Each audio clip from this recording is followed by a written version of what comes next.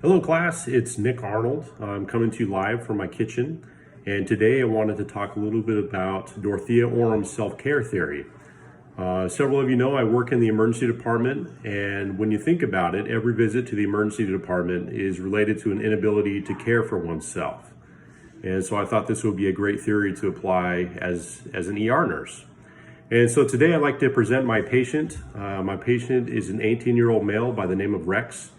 He suffered a bimalleolar fracture of his right ankle while playing for his local high school football team. His vitals upon discharge, they're stable, 37.1, pulse of 88, blood pressure 128 over 80 with respirations of 16. He's satting 99% on room air. He does have a history of minor asthma, but it's never required hospitalization, and he has seasonal allergies. He is allergic to penicillin. This is the patient's first experience with a broken bone, and he's never used crutches. So without further ado, let's meet Rex. So this is Rex, and you can see he suffered a pretty significant bimalleolar fracture of the right leg. So anyway, let's talk to Rex. Rex is still in quite a bit of pain. Hi Rex, I'm sorry about your ankle. As part of your discharge process, I'd like to talk to you about the importance of self-care going forward with your recovery process. And you know what? This actually reminds me of a theory that I learned about while attending Toro University. And this theory is called Dorothea Orem's self-care theory, and I thought you'd have some interest in it today. This is a great theory to utilize in the emergency department.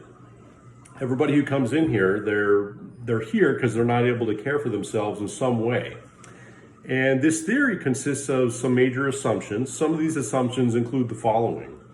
People should be self-reliant and be responsible for their own care, and others in their family needing care. People are distinct individuals, and nursing is a form of interaction between two or more persons. Successfully meeting universal and developmental self-care requires requisites is an important component of primary care prevention and in ill health. And so in short, this theory focuses on each individual's ability to provide self-care in the home. At a basic level, Dorothea Orem's self-care theory is a two-step process. The first step is to identify and prioritize your deficits, your self-care needs. And so when in discussing your specific case, we think about, at first, there's a knowledge deficit. This is your first broken bone, and so we need to address that. Another deficit you may have is pain, and pain can also lead to immobility and your inability to care for yourself in your activities of daily living. Also not being able to play sports. And I'm sure you're pretty bummed out about not being able to finish the season the way you wanted, and this can also lead to depression. So these are some of the deficits and self-care needs that you have in your specific case. The second step in this model consists of selecting methods of assisting the client, yourself, to compensate for or overcome his self-care deficits. So in regards to knowledge, you've suffered a bimalleolar fracture. And that's a fracture that involves both bones in the ankle, both the lateral malleolus and the medial malleolus. In short, you fractured both bones in your ankle, and it's going to require surgery. And during surgery, they're going to place your bones back into proper alignment, and this process is known as reduction. And generally during surgery, they'll also place hardware in your ankle to help it stay in place while the bone heals. To address your pain, we're going to recommend the mnemonic of RICE. RICE, we're recommending that you rest your ankle, you ice it, and give it compression and elevation. We'll also address your pain by providing prescriptions for pain medication.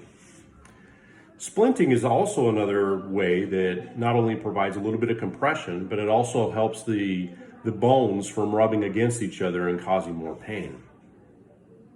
In regards to immobility, we're going to provide you with crutches. Now, you may have a little bit of difficulty due to your short arms, but we'll get you through it. The crutches are going to allow you to perform activities of daily living. Another important part of immobility is physical therapy. After your surgery, physical therapy will become your new sport. You'll have to be just as dedicated to physical therapy for proper recovery. And as regards to depression that can develop, we want you to stay involved as much as you can with your team and other activities that you're participating in high school. That'll help avoid any depression. Rex, these are just some of the tools you can use to ensure that you can care for yourself. If you have any concerns or worsening symptoms, you can always come back to the emergency department and we would be happy to help you. All right, everyone, that concludes my video with Rex and I. I hope everybody has a great week. Take care.